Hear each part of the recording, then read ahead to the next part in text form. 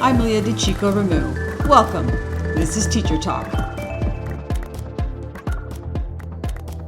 Hi, everybody, and welcome. This is episode 5 of How to Talk to Teachers, Teacher Talk. Today's topic, technology and AI in the classroom. Yay or nay? We're going to get a little sticky because there are a lot of pros and cons of incorporating technology to the classroom.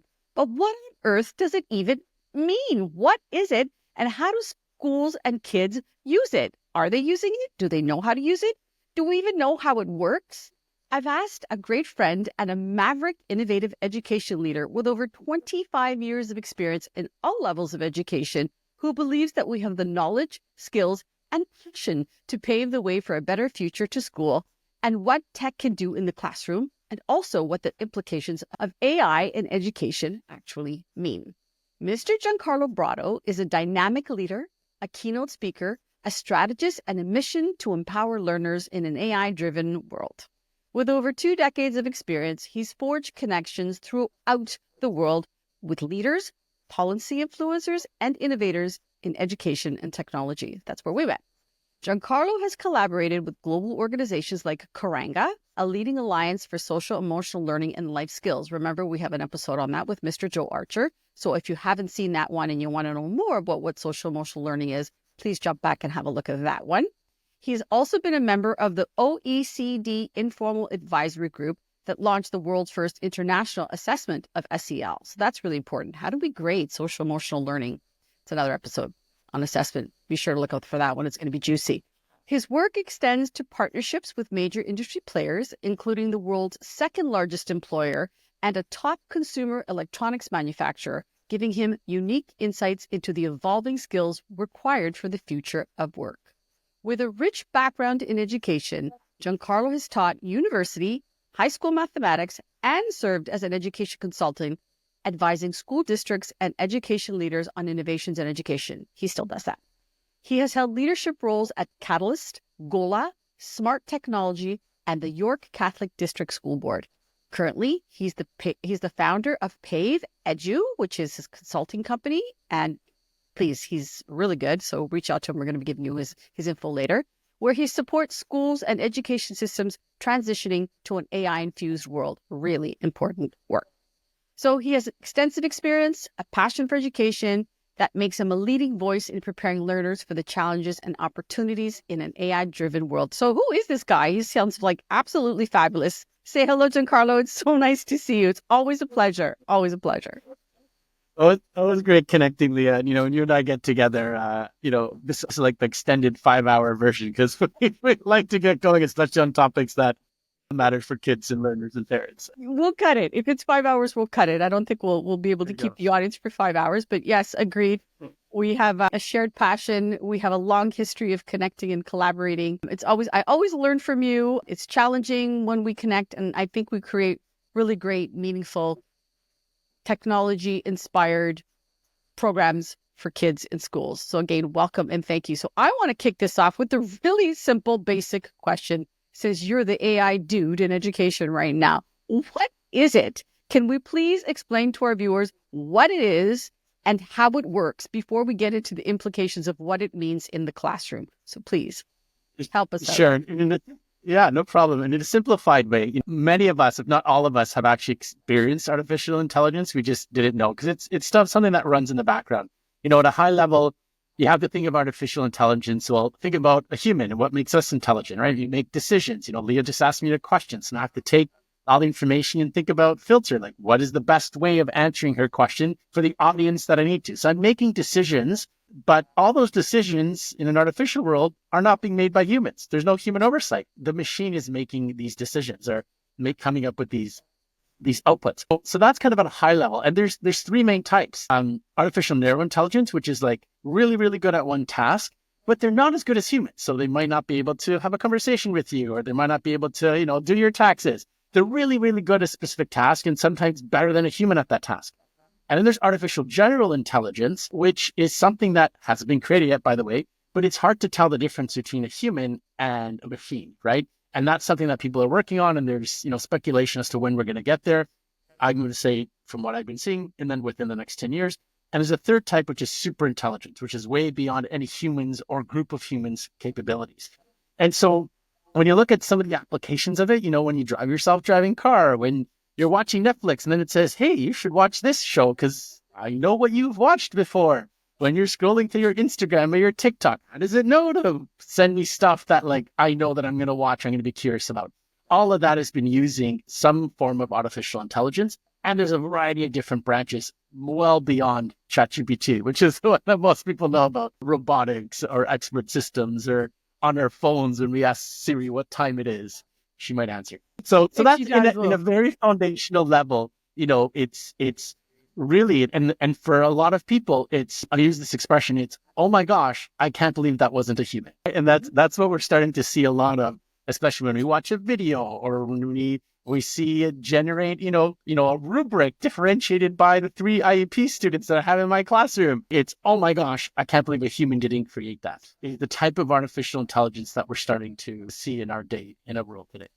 Okay, so I'm going to pick up that, what you just said, because you beautifully hit on some of the pain points and the worries of our viewers out there that may not have a deep understanding of what AI is and how it works. Please, I have a whole chapter in it in my book. Giancarlo is quoted. His data is there. We'll get into that a little bit later. But you said something that's going to trigger a lot of people. The machines are making the decisions. That is terrifying if you don't understand it within the context of the way it was spoken. I understand what you meant, so let's just start with that. But let's pull that apart a little bit and talk about how it's making that decision, the data, where the data is coming from. Where is the data coming from? Which is really important. So let's talk about LLMs a little bit and explain that. And then based on the data, the output that AI gives you and why it's important not to take it at face value and where the human lens is a must at this point, because it sounds like the machines are making the decisions. It can make decisions. And the key is this, viewers, if you let it. If you let it. Yeah. So Giancarlo, can you take us through that, please? And this is interesting because it's making the decisions for what? And this is where ethics communities, even some of our religious leaders from around the world, they just gathered not too long ago with some of our large tech giants to talk about some of the, hey, should we let a machine pull the trigger when it's flying over with this bomb about to detonate and destroy a city, right? Should we allow machines, autonomous machines, without human oversight to make those kinds of decisions, right? Depending on the type of decision that we're looking at, this is a very important question that society and the world has to grapple with. Now, when we look at our day-to-day, I'm a parent at home and my child wants to use ChatGPT, or, I'm a student, I'm a 12-year-old student using a large language model. Well, here's the quick version of it. All large language models in the world, all the big companies, ChatGPT, Gemini, Google's version, Microsoft's Copilot, right? So all the major ones, even Meta AI from Facebook, former Facebook, all of them stipulate if you're under the age of 18, so between 13 and 18, you need parental consent. Some of them don't even say parental consent. You have to be 18 years or older to use it. And under 13 years of age, you shouldn't be using it. And the reason is, and let's explain, this is we're looking at one aspect of AI, which is generative AI. Generative AI means they've trained a machine to make up outputs. Output could be text, could be a video, could be an image. How do they train it? Different models use different systems or processes, but generally they take, let's say they train it on all the words, let's say all the content that appears on the web. Let's have it study the language so they can predict, if I say the boy went to if I read every single sentence on this planet that had the boy went to I can come up with a probability of what's the next word. And that's basically what the machine is doing. It's trying to predict what's the next word. So if 99% of the time it says store, then generally 90% of the time it'll say store. But 1% of the time it'll say school, right? So that's basically how the models are working in the background. So the model is making decisions based on what it was trained on, right? So depending on what platform you're using to generate image, text, you have to have an understanding of, well, how do they train this model? You always have, like you said, Leah, you always have to take what its output is with a grain of salt. I'll give you a perfect example. Snapchat, when it first came out, when they decided to come up with My AI, which was, they used a ChatGPT kind of as a foundation model, so OpenAI's large language model. And they created a chatbot so that when Sally's friends all went to bed, she still had someone to talk to, which is great if you're a company that's trying to keep kids on the platform as much as possible. Not so great that when a child, and there's an organization called Center for Humane Technology, they were testing this platform. They pretended to be a 12-year-old engaging in a conversation with the bot and telling it about a relationship it was having with someone that was 6 years older and that they were planning to meet them and engage in intercourse. And the model was just encouraging the behavior. It had no moral lens. It had no ethical or legal filter that would say, hey, wait a minute, this is a minor. Tell me about something I'm about to engage with.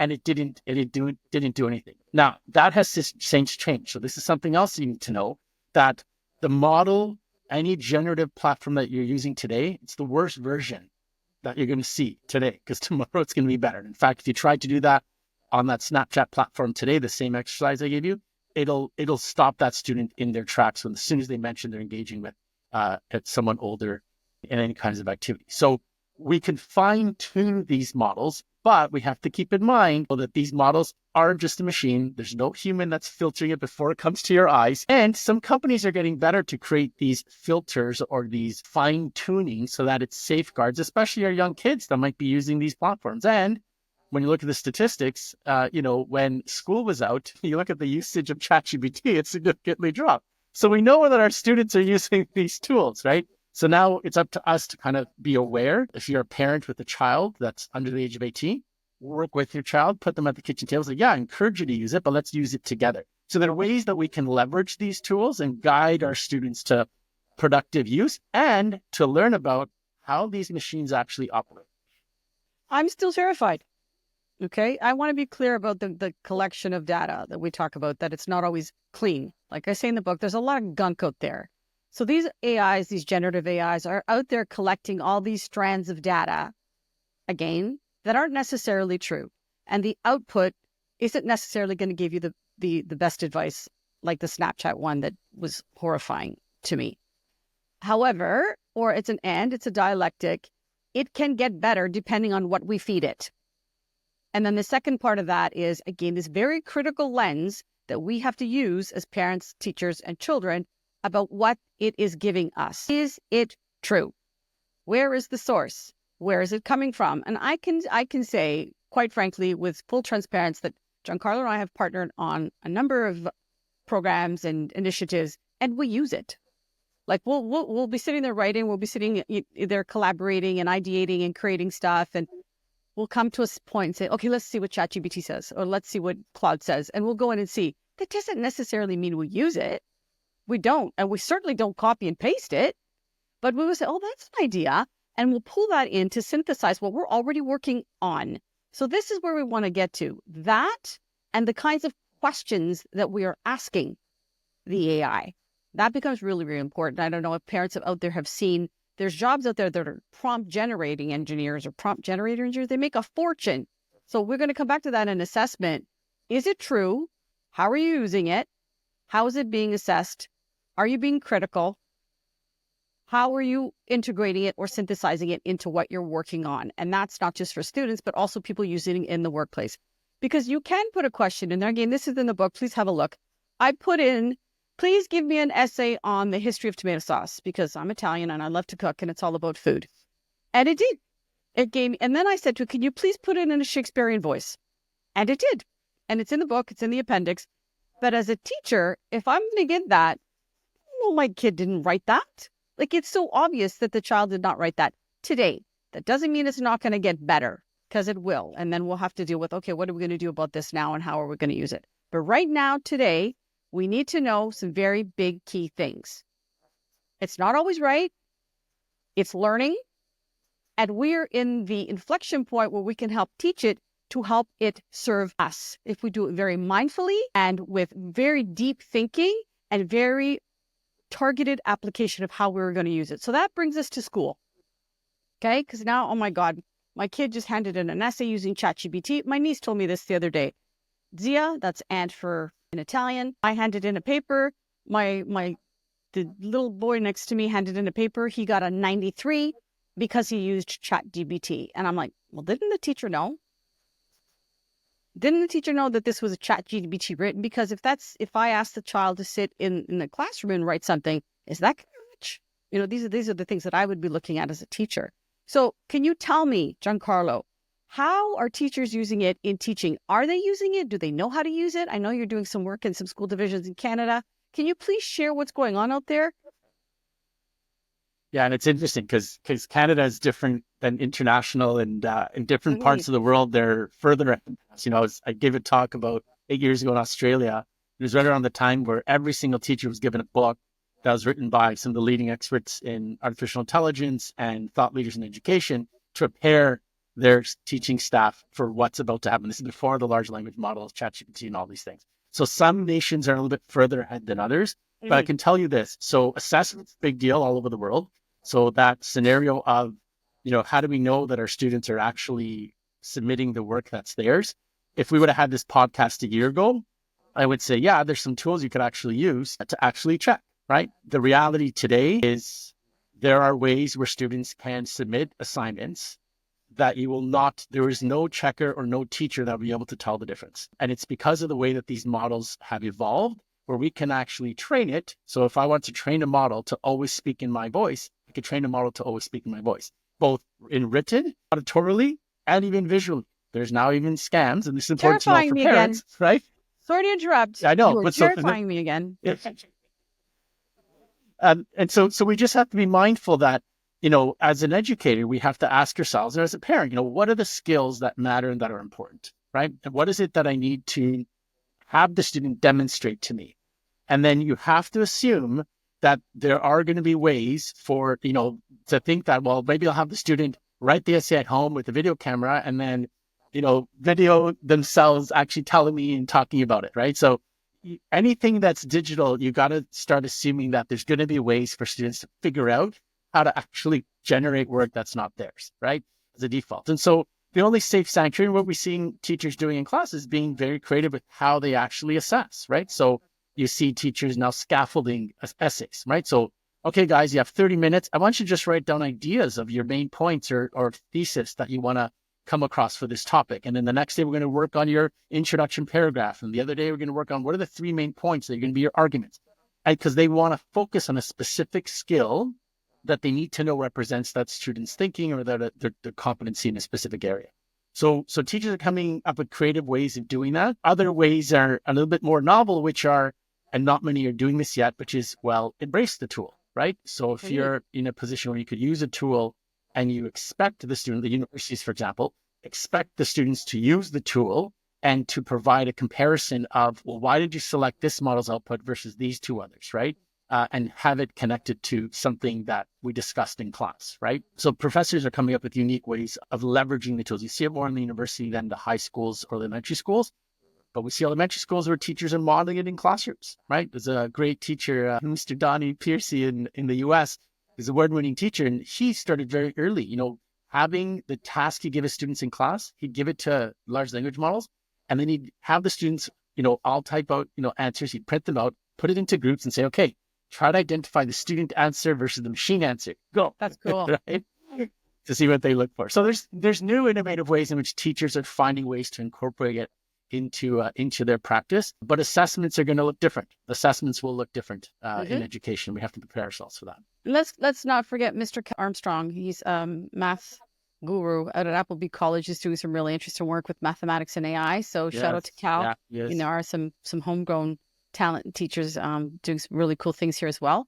And I agree. If AI is going to be spitting out the content, what is it that we're going to be looking for when we assess? Is it the question? It's what you do with the information. What do you and I do with the information we garner from these large language models when we're working? How do we use it? I think the key is on synthesis.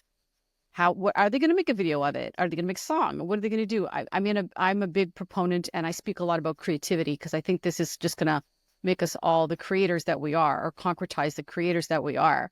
And we have to, you're right, embrace it because it's here. And I liken it to when you, Giancarlo and I were around for all this, when we were all pirating or plopping devices into the classrooms. Woohoo! We've got these devices and we're going to change the world and all these devices and da da da da da. You know what? We didn't think it through, right? So I guess you and I are here to bring the voice of let's think this through and see how we can really use it purposely, like I said, because it's not about just plopping it into the classroom and giving it to the kids, because we know that there's issues with that. So is it about the content it spits out? Is that what we're going to be grading? And I don't want to get too far into the assessment because I am going to have another webcast about assessment because it's so important. It's really going to turn things on its ear in terms of how kids learn and how we assess them. In my utopian world, there will be no assessment. Kids will just learn at their own pace without judgment. And I will be working for that probably until the day I die with Giancarlo. Kids can just shine and be their best selves. And there is no grade. There's just like, did you learn something? Woohoo! What are you going to do about it? How are you going to apply it? How are you going to contribute? That's the sweet spot for me. But AI is here. How are we going to use it safely? Let's not freak everybody out. The machines are taking over. AI is going to kill us, all that stuff. What is it? Because like you mentioned, it's already here and people don't even know that it's being used to generate our patterns, our behaviors, especially with respect to what we buy and what we're looking at on social media. That's all being curated in the background. Oh, there's ethics around that too. So these are the conversations we need to be having. So aside from conversations and this anecdotal stuff that we're talking about, which is fascinating. And again, we could go on for 5 hours, you and I. In your research, because you've got some really great research that again, it's also in the book, you have a unique way of presenting the data of what kids are doing with technology.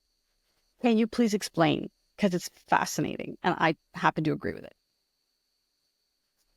Yeah, so it's interesting because we're not new to putting technology in the hands of learners, right? Even for those of us that are as young as Leah and I are, if you remember the days where they rolled in the reel-to-reel systems, overheads if you're a little bit younger, projectors, right? The televisions with the VCR on the carts, right? Like we've been exposed to technologies, and the spirit has always been to add value to the learning journey of learners, right? And so when you track this over time, and I like to use OECD, so it's the Organization for Economic Cooperation and Development. They track a variety of different variables, and they have a whole division just on education, and they have a lot of countries, so you can look at it, and they do their studies so that it's culturally relevant and in a language and in the context that matters to the learners. But then you can compare countries, and you can look to see progress within a country, but also between countries. And for over 20 years, I've been looking at their data. And when you look at early forms, there weren't a lot of schools and systems that had students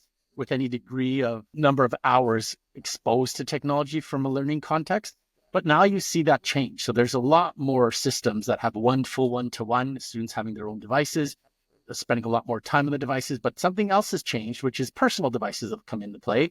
And the use of those devices for personal reasons. And so now we can track how long the students have been using devices for a learning context at school and at home, and using the devices for personal reasons at school and at home. And I'll just get to the punchline on this, folks, because whether it's 20 years ago when we started tracking this or today, the jury's out. Like, our ability to have impact at scale with technology needs improvement. Like, we haven't been able to consistently, at scale, at an entire school district, an entire country, right, have a statistically significant outcome, desired outcome for technology's goal, which is to add value to the learning journey of a learner, right? Now, have we exposed kids to technology? Absolutely. But we've also created new problems like mental health and well-being. It's no surprise there's a direct link to our students' use of devices, the frequency of use, and the use of social media platforms, especially for teen girls, and the effects on mental health. And so what we have to get better at is, before we found it successful, and I can show you all the news clippings of, this school system or this district, this school now has iPads in every classroom, Chromebooks in every classroom, smartboards on all the boards, right? We determine success by access, and we cannot do that anymore. Our determiner for success has to be impact. What does the tool need to do to add value in our context? And for some, it's about addressing special needs students, or others, it's low literacy, students with literacy challenges. And is it delivering on its impact? Because from the data that I've gathered over the 20 years, higher access and frequency of use actually leads to worse performance. And there's very few countries that are exception of that.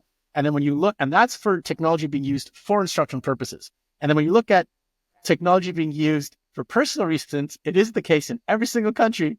Students who use technology more than their neighboring peer perform worse on these international assessments of literacy, numeracy, collaborative problem solving, and a variety of different variables that we look at. So the short of the story is we have to keep measuring our frequency of use, how our students are using digital, but more importantly, what impact is it having on them on a positive side, and as well as taking a look at some negative impacts that it's having as well, and then mitigating along the way. This is why you are one of my heroes, because I know that the trigger response is take it away. And that's just where we're at right now because of all the suffering and the mental health, and we've seen the adverse effects of it. I think we need to come to center, and I talk about this in the book because it is key, and the kids are using it outside of the classroom, and we're not going to incorporate it properly in the classroom. Our lessons are irrelevant because they're not mirroring or reflecting what's happening outside the classroom. The problem is, and again, it's all in the book, so please take a look at Giancarlo's data, how we are using it. So kids are using it, they're not using it to learn, and they're not using it to create. They're using it to have fun. They're ingesting and consuming gunk. It's how we use the technology. And this is something we have to learn as teachers. How am I using it? Sometimes we don't need technology. Sometimes we're just going to go for a walk. We're going to go outside and we're going to look at all the flora in the ravine that's behind our school. The kids may come take pictures of it and come back and graph it. Do you see what I mean? There's a way that technology can be used where it's purposeful. I don't think we can be polarized about it. And the allegory that I use, or the perhaps an allegory or comparison I use, is when we learned about fire. Fire can kill us. It can set us on fire. It can be very dangerous. We keep our children away from it, but can also warm us.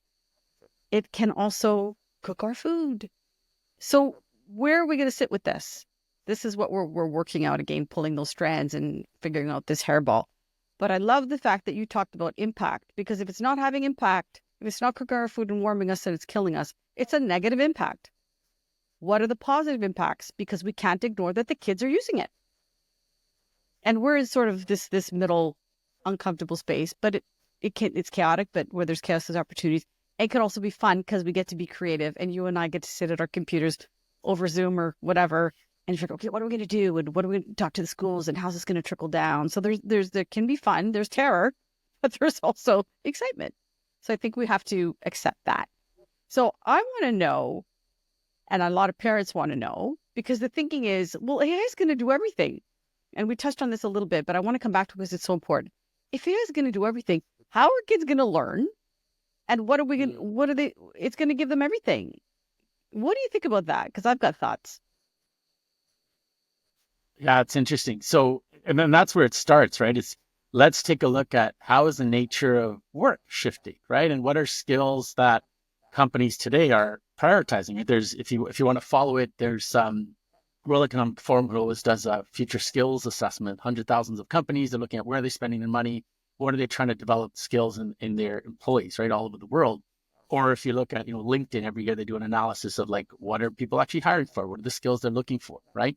And that's kind of where it starts, is like, what are the skills that are going to matter both today and tomorrow? Those of you that are in Ontario and many other provinces actually across Canada and other parts of the world as well, in Ontario, we call it transferable skills, right? These are the things that kind of are the core, the jugular parts of it. But, there's these other questions from, how about a literacy and numeracy, right? At what point or at what stage do we need to actually start guiding our students on how they use tools to actually write effective, persuasive documents, right? Because when they go into the working world, if they're not competent at that skill, they're going to expect you to be using a bot that makes you competent at that skill to deliver on your expectations, right? And that's a shift that we're seeing in the market right now. And a lot of these leaders are saying, don't worry about AI taking your jobs. It's the person who uses AI that takes your jobs. So this is a question that all systems are going to have to ask, right? Which is, at what point, what competencies we need to develop, and up till what age, and how much practice is required to build the connections in our brains, neurological connections,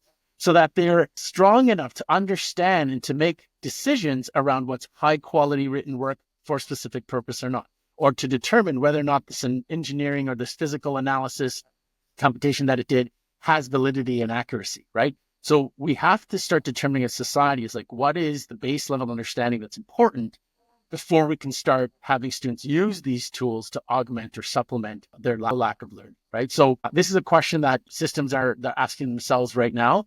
But if I'm a parent or if I'm a teacher, today I would still focus on the fundamentals, right? And it's, does my student have the big core competencies to read, to write, to do arithmetic? And are they looking at tools, how they can support them? But it's no different than, I use this analogy sometimes, and I read it in an article.